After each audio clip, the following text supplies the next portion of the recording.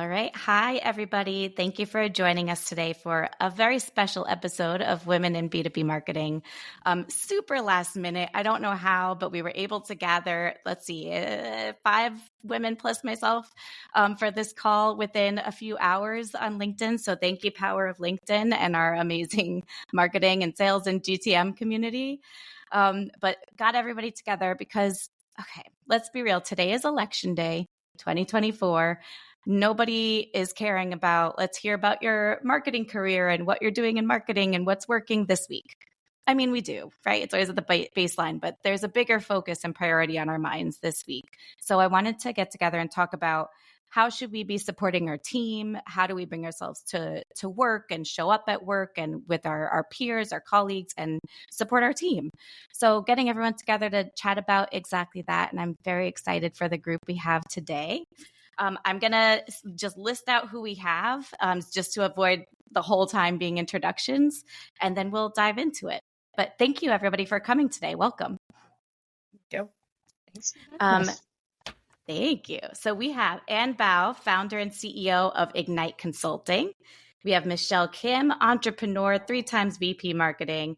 We have Sarah Reese, Director of Demand Gen at Orem, Meg Thomman, Communications Director at Wedgwood, and myself, Jane Serra, VP Marketing at Daxtra. So pumped to have you all today. Thank you so much for joining us. Yeah. And Purna. I got everyone, right? And Purna. Oh, sorry. We have Purna Virji, who is a consultant at LinkedIn. So welcome. And she's also a best-selling author. Everyone check out her book. So I'm sure we'll mention that too. Thank you, everyone, for joining us. Yay. Thanks for having us. Yes, thank you for having us. Yeah. Thank you. And I have to point out, if you can see this video one day, Meg is joining us from her car. And do you want to tell us why, Meg? Yes.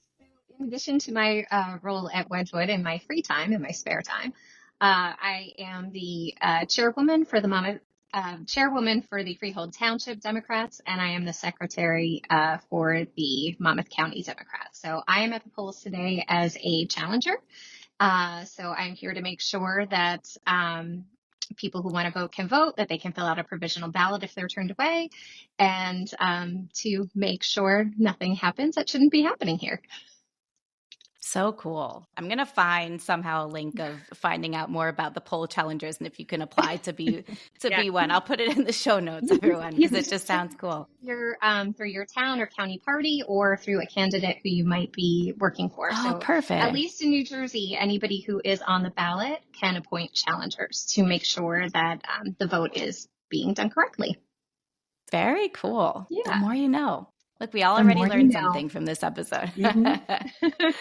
Awesome. Well, the first thing I want to talk about today is what really spawned us wanting to get together and discuss this is how do we show up for our teams this week? Do you have any thoughts on just making sure your team feels supported? Because everybody is just stressed or a ball of nerves for the most part, right? Maybe there's some who aren't touched by this at all, but how do we show up for our teams, colleagues, and the people on our team reporting to us?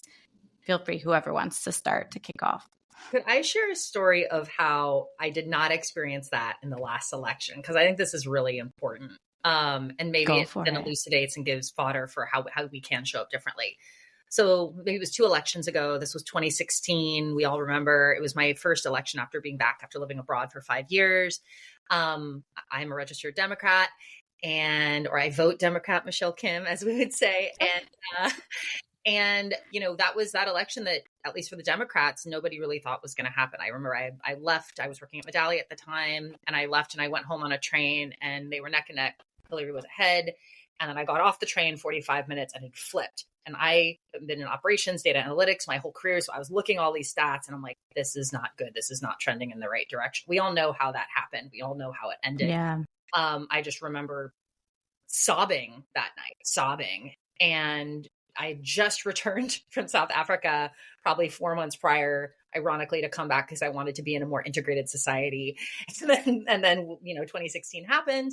And I went to work the next day, and like many people at the office, just could not concentrate, was really fraught with a lot of emotion. And so at around 2 p.m., I turned to my manager and I said, I need to go home. I need to like really go home. I'm really struggling today. I can't concentrate. I'm feeling really overcome with emotion. I'd like to go home and like finish up work at home. And, you know, I'm aiming to be back by tomorrow, but I might need to like take a PTO day. And I remember he laughed out loud in my face. I remember he laughed and he said, are you kidding me? And I was so shocked. And I said, no, I'm actually really serious. And by the like, you know, I was like working 70-hour weeks in this company, like hard worker, but I just needed to take some time. And I just felt in that moment, one, like very judged and very misunderstood. And I was like, and I just said, well, I'm leaving. So I left, I went on a train, I went home. And, and I like took time. I went back the next week and I said, you know, I need to have a conversation with you about this. And it wasn't around political ideologies. For him, it didn't affect him. But I said, you know, I understand that maybe this isn't affecting you. Here's how it's affecting me. And I told different reasons. And I like, you may not understand that, but the last thing I needed was you to laugh in my face. And that felt really unsupportive. And, you know, it didn't feel great. And I would encourage you to think differently about how you engage with your employees the next time. And he took the feedback to heart. But I share that story because it really left an impression on, you know, how I want to show up for my team. I manage a team, fractional executive, regardless of if they share my partisanship. And so I wanted to share that story and maybe open it up for the others because it's kind of the opposite of maybe what we want to experience and how we lead. What not to do. So addressing the elephant in the room, right? Who here thinks that election day maybe should be a federal holiday? Yes. Yes. Especially all the kids are out of school. Yeah. Mine have a half day. So it's the expectation that it's business as usual, I think, is just setting people up to fail. Mm-hmm. Yeah. I wanted to add to that because I think I'll go back to 2016 as well, right? Because so it was, back then when people weren't working from home, we were in office, we were in San Francisco. I was at a company called Okta. We walked in, you know, we're in San Francisco, right? So Bay Area. And like everybody, many people were feeling like you were. And I really give credit to our CMO at the time. And he just pulled us all into the biggest conference room and said, come on in. And we just went around the room. Goosebumps. And we talked, I know, about how we were feeling. There were tears. There was everything. But it was like, let it all out. It's okay in this room. You know? Wow. And that was like, I'm getting goosebumps just thinking about it. It was just like, I think a very, so supportive, right? About, in regards to being empathetic about what's happening, how people are feeling. And we were able to just to let it out there. Mm-hmm. I love that. Wow. I had a very similar story. So going back again, 2016, because I feel like it was such a defining moment, was that I was at Microsoft then, and it was incredible, the support that I received. And that has actually taught me so many lessons. That is something that I'm bringing to my team. Like, one, acknowledge the day off, that it's going to be stressful. It's going to be there, even though, you know, people were really not expecting the result that it was according to the polls, etc. But the next day, having senior leadership come in and share how they reacted or how it affected them. You can hear senior leaders saying that, you know, I've been crying all day, or some people, you know, actually expressing what it meant for them. Isn't it Brene Brown that says, when you can be vulnerable and show that, you give others the courage to be vulnerable too and to identify. And, you know, we all talk about bring your whole self to work, and sometimes you just cannot not bring it or not feel what you're feeling, and all those big, heavy emotions. So it was just incredible. So that's something that I've learned. And so now it's so important for me to acknowledge the week before, but even like the day off, or even the day before, that, listen, this week's going to be really rough for some people. It's good, you know, regardless, there's going to be stress, there's going to be anxiety, there's going to be some worry for some of us. And also inform people that you don't have to talk about it if you don't want to. Like, everybody's talking about it. Don't feel the pressure. If you don't want to indulge in the conversation, feel free to say, this is not what I want. So give everybody an out, give everyone a feeling. And then I just try to minimize the workload if I can. What can I take off? Yes. Can I come in and acknowledge it, or be like, listen, I'm eating a lot more chocolate this week than normal than today. I'm like, I'm stocked up on favorite chocolate today. Like, what are you all doing to like get rid of anxiety? Exactly. Like, be human. And I love that. So I'm so glad, Michelle, that you had that story. And Anne, I'm so sorry that sometimes you learn from what not to do much more than from what to do. Yes. I think that year was like a turning point, right? No worries. Or it's okay if it's going to happen. But I feel like that year was kind of a turning point in leadership too, right? Because there was this I don't even expectation of you show up for work and like things like this were external. So I kind of get his first reaction is like, oh, you're kidding, right? Because like, this is work. You have to come in and work. That's what we pay you for. That was like the whole mentality before. And then things just have gradually been progressing, I think, in a beautiful way where we can bring our whole selves to work and lead by example and create that safe space that your boss did, Michelle. That's just beautiful. That's like who I strive to be one day. I may represent kind of a unique perspective because I am located in the South. I am in North Carolina. And I remember in 2016, I worked for Red Hat, which is now an IBM company, and to have an open dialogue where everyone shared their feelings about the election in 2016 in Raleigh, North Carolina could have been a really challenging conversation for a leader to navigate. And so when I think about this, what Meg raised about making Election Day a holiday is something that I feel really passionate about. At Orem, we have an unlimited PTO policy. At the beginning of the year, when we were looking at our shared days off, I raised, hey guys, why don't we have Election Day off? And the response was, we have unlimited PTO, encourage your teams to do that. And so I was very quick to jump on like all of our internal channels to remind folks, Election Day is coming up in November. This also happens to be the first week of our Q4. Please take care of yourself. Please take time off. And just reiterating that over and over through all of our company leadership is just really important to me because I do want to acknowledge that people are going to be passionate on either side of this situation, and just giving people a space where work doesn't even have to be part of it is a really important thing to make room for. Yeah, and you brought something up that I have to just say. I mean, today I sent a message to my team, and it's actually put my off day because I'm fractional, but I sent a message to our team channel, and I just said, hey, it's going to be a hard day today, regardless of your partisanship. We have people in different parts of the United States. I'm like, it's going to be a hard day. It's going to be one of probably a lot of stress and emotion. Take care of yourself. Take care of your mental health. I'm like, and if this is for you, because for some people, it is their decision not to vote. They have the right to decide either way. I was like, if this is your decision, of course you should take time off and go vote and not even worry about it. And I immediately got responses. Thank you so much. Because like you said, like we might think people know this, but they don't until the managers tell them, or like what the CMO did, right? Yes. And the thing that I've prepped my team for as well, because I noticed nobody in the marketing team has taken the election period off, but I do have, a close beat on my team. And I know everyone is thinking about this. Just telling the team and normalizing, like, if you're going to have big feelings around this event, if they catch you off guard, ask yourself what I always tell the team, is work the best place for me to be right now? And if the answer to that question is no, you are safe to step away. Be responsible, delegate your activities, move your meetings, don't drop it like it's hot, please. But if the feelings take over, take the day. It's mental health, like go for it. Because I think it's, even though 2016 is when the tide kind of started turning, I think people still feel a little unsure about how politics plays into the way they show up at work. Yeah.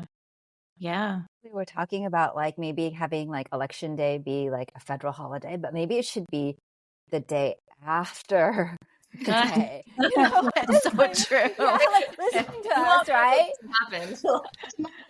hard the too. week after. No doubt. Yeah, right. Because like that's a good point. Christmas Eve, Christmas Day, it's almost like election day. Like, most people will be up late watching the results can all come in. It's usually a late night. That's such a good point. The other thing that's also helpful to do, I'm sorry, I know we're going to keep doing this on a virtual call, but is almost just reinforcing that, look, I'm here. Like, if you want to talk about it as well, that I'm here.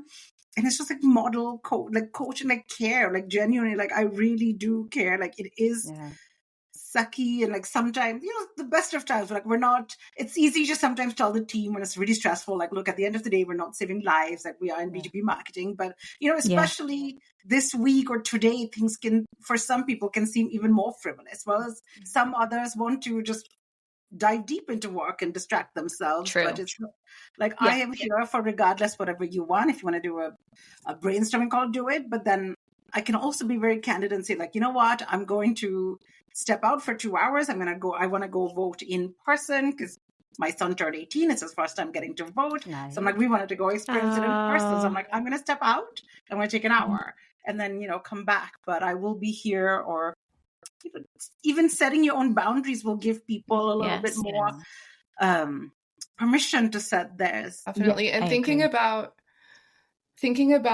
the day after election day, this is something that actually came up in therapy for me today, because I have this like feeling of excitement. We could have the first female president, a person of color. Like, this is such a cute, like, this could be one of the coolest moments in American history. And even if it is the coolest moment in American history, January 6th is always going to be in the back of my mind. I'm a military spouse, and my family has sacrificed so much. And to see what happened on January 6th took me off of my feet. So it's just like coping ahead and holding space for the team to say, like, this is just day one, and I acknowledge the boat's going to be weird for a while. Yeah. And sometimes by just acknowledging it and normalizing it, you can, like, everybody stops holding their breath and you can kind of work around it. That's one of the things I'm thinking about long term for the next few months. I was very candid with my team today, and I told them, that I'm struggling, that I'm distracted, and that the way that I'm coping with it is by doing like housekeeping chores, things that I need, documents I need to send to people, answering emails that have been sitting too long, that I can't do strategic work today. I just can't. Yeah. Maybe by Thursday, I should be back to strategic work. But I said, do what's going to be most effective for you. If you need to take a break, take a break. If you need to, if you want to do strategic work because it's distracting and it helps you, do that. If you just want to do, really simple tasks, if you want to build a PowerPoint deck, go for it. Whatever's going to work for you today. And tomorrow. I love that you said what you're doing too, because to echo whatever everyone has said so far, when you lead by example and you show that you're doing this, then they're like, oh, okay, I really can, because she's doing it, because our boss is doing it. It's okay. We can go vote. We can take off time. We can put in PTO. We can have this be a housekeeping, getting things that don't require our strategic thinking.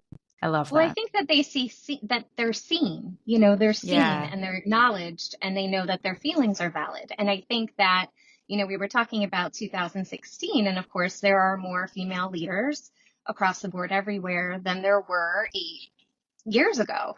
So that brings more emotional intelligence, in my opinion, to business in general. And more empathy, and empathetic leaders, I think, are finally being rewarded.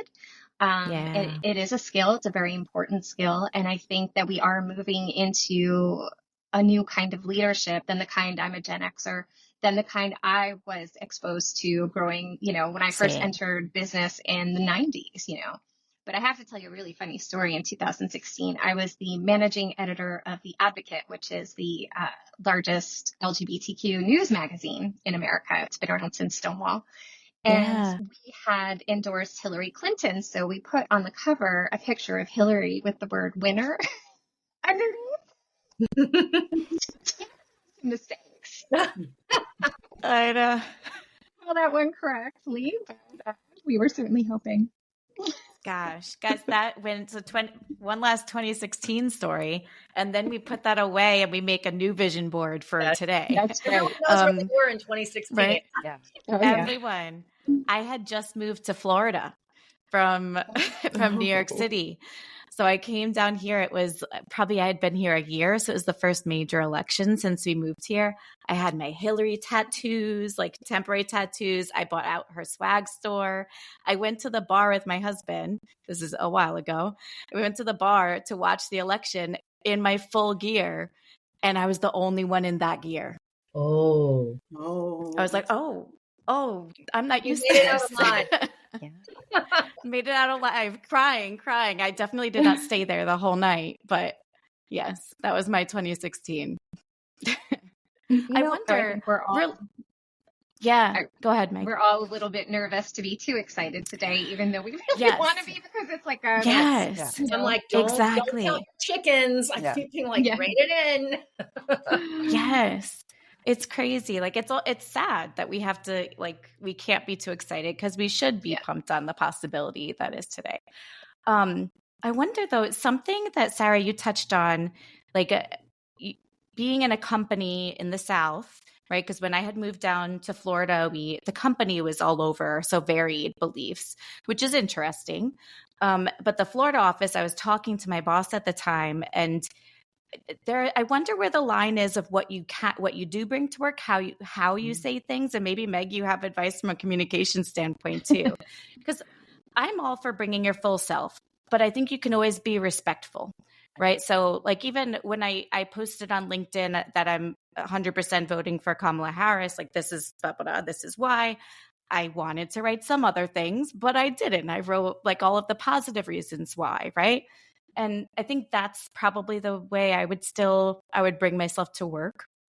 But I remember having a conversation with my boss in 2016, and he told me he was voting for Trump. And I was shocked completely. I'm New York City girl, very sheltered. Like that was my bubble. Right. And then I realized this, I was like, really? Like how? And he saw the horror on my face. So he pulled me aside later on and he was like, Jane, I'm a social Democrat, but I'm a fiscal Republican. So I have to vote for Trump. And I was just like, I don't know if that makes it better to me. It's like, I don't know. Like, then you're telling me money is what matters most to you. I don't know. So I'm like, where do you draw the line? Because it does change how you view a person, right? When they get too detailed. I don't know. Does anyone have thoughts on that? Too big of a loaded question. There is no social cause that doesn't have a fiscal component to it. So if you really do support the social cause, then you have to be willing to put your money where your mouth is. So that to me sounds like cognitive dissonance. But debate team Meg, I love it. I would, of course, everybody knows that the work that I do on the side, it's not anything that I hide.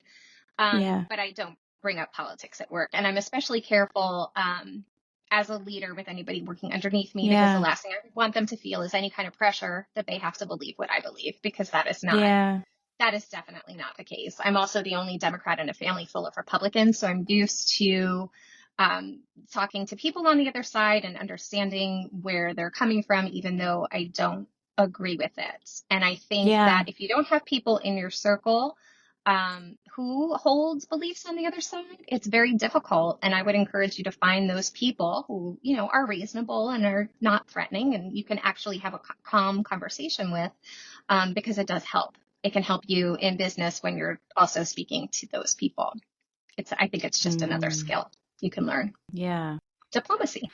Over the last 8 years that I've actually made a much more concerted effort to find more people that aren't necessarily aligned with what I think, and I think that it's really important. And and some of it, and actually, so some of my family also is not aligned with the way that I think as well. And, they're still wonderful human beings.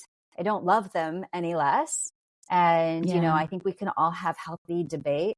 And I think, like Meg, you said it, I think it's really about just kind of respecting kind of what other people think, even though, or how they feel, right? And what they believe, even though, like Jane said, you're like, I don't understand that, And I think that's okay.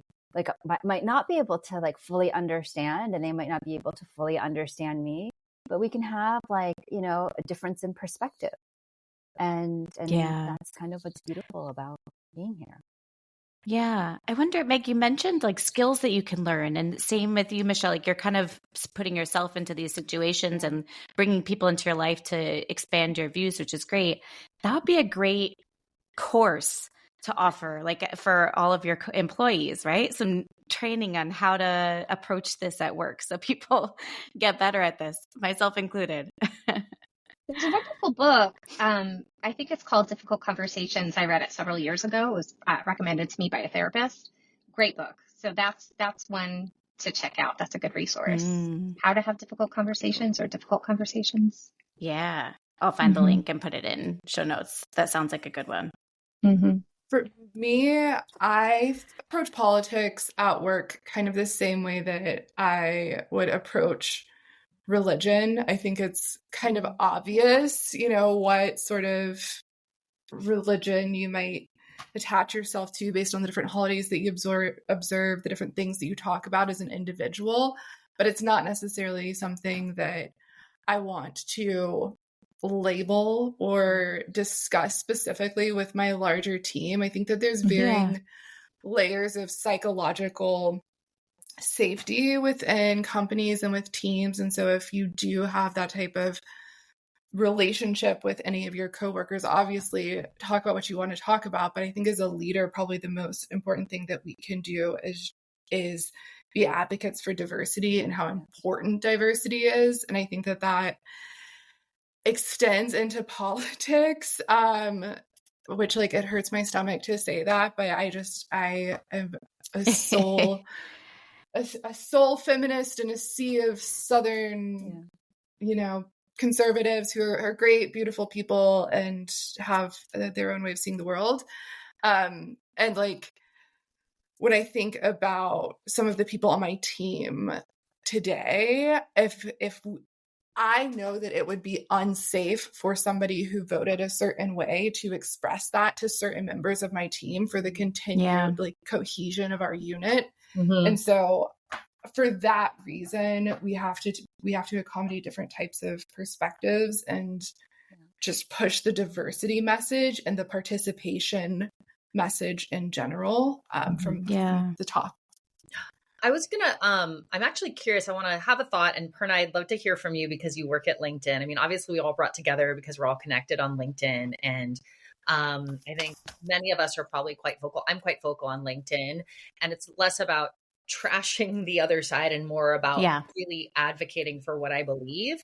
I also realize that I have a level of privilege to be able to do that because I am a business owner. I am my own boss. I employ myself. Will that potentially affect my clients? And who comes to me? Probably, but it's, you know, if you don't know that I'm a liberal feminist from what I post on LinkedIn, well, you're going to get that very, very quickly.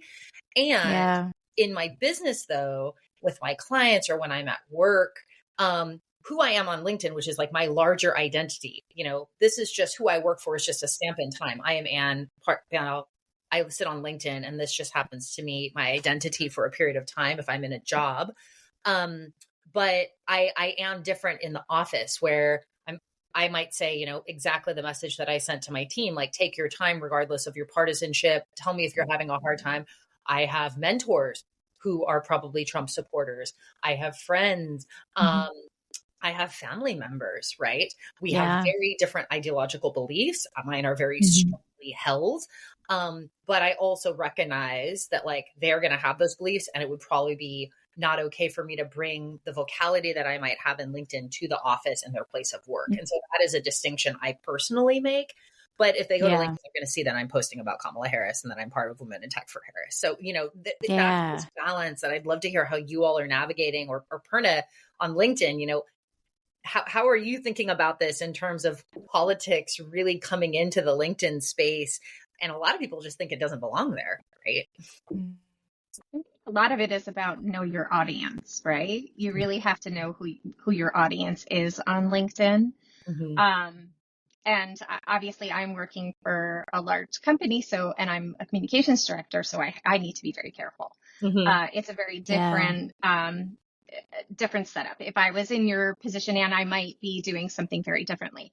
But I think that it comes down to what is your brand. And if that's part of your brand, you know, and that is propelling, you know, your identity forward, and also probably how you attract clients, I would think, because that would certainly catch my eye if I was looking, if I was looking and I had the choice to make, I would almost always choose to work with a woman and a woman of color. So, so I think it can work both ways. But in my situation, I don't have the same freedom to, you know, to just let it fly.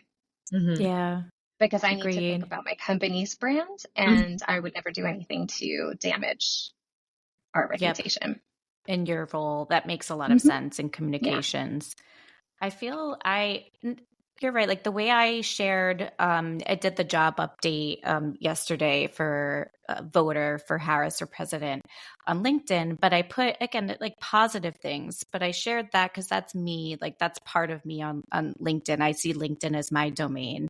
I didn't wear any like extra gear in it. It's not associated with my company at all.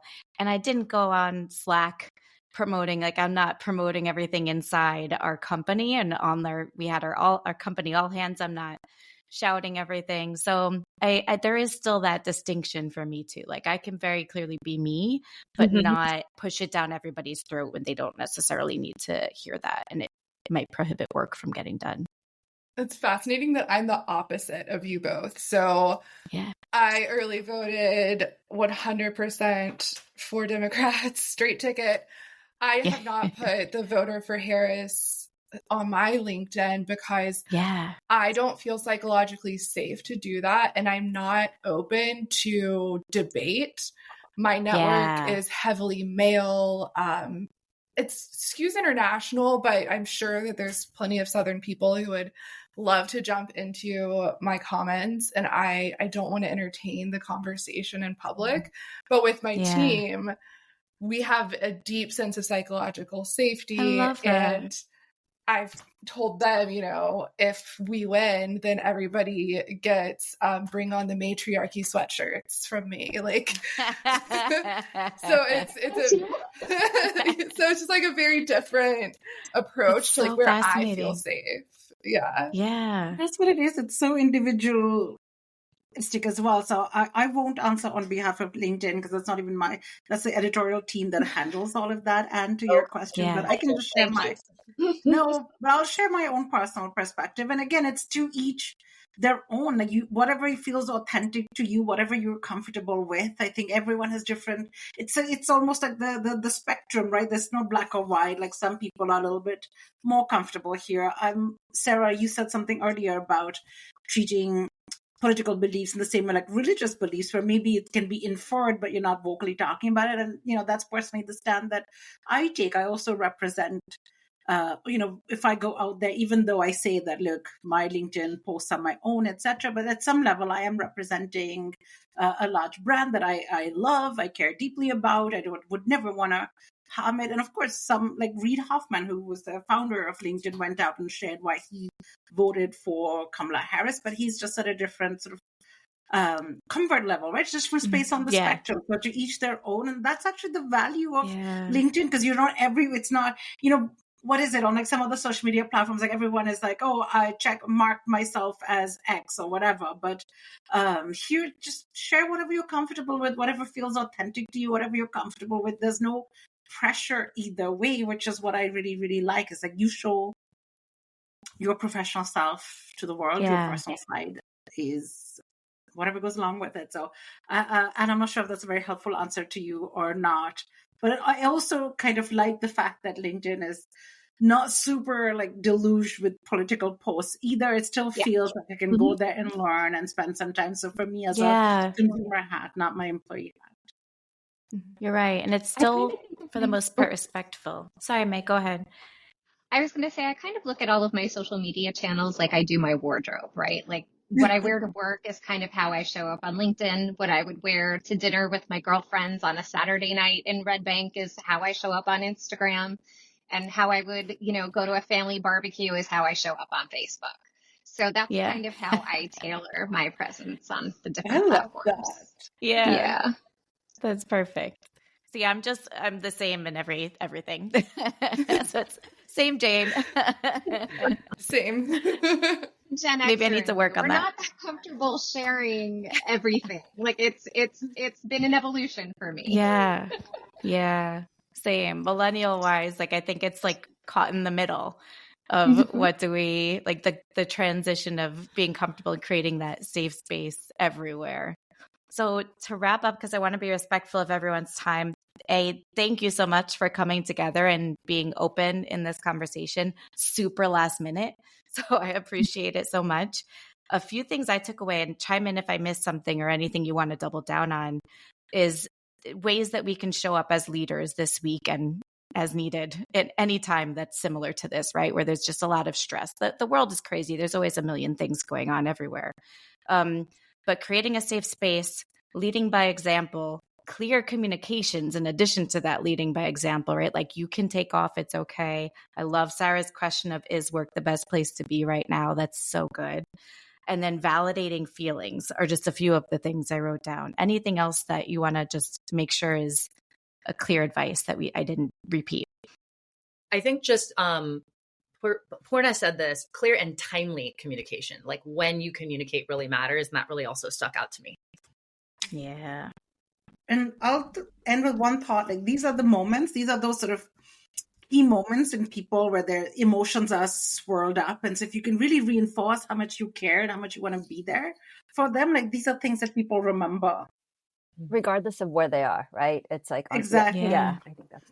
By the way, your international friends are also probably needing to be checked in on, because I think especially this election extends far and wide. I have many friends and family members in South Africa, and many of them are messaging like, we are watching with bated breath. So also your international team members need to also be checked in on, I think, because it extends. Agreed. Well, thank you, everybody. This is all just so good to land on. If anybody wants to connect with everyone, I'll put links in the show notes so you can reach out to everyone. This is an amazing group to be connected with. Feel free to DM anyone. I'm assuming, is LinkedIn the best place to find all of you? I'll say yes. Purna, I feel like this should be sponsored by LinkedIn. Drink, I'll follow you on Instagram. Right? Oh, there we go. And then you could see her Saturday night wardrobe. I love it. Well, thank you everybody so much for joining us. And thanks everyone for listening. Rate the show, share with a friend. Bye everybody. Bye everyone. Bye everybody. Take care.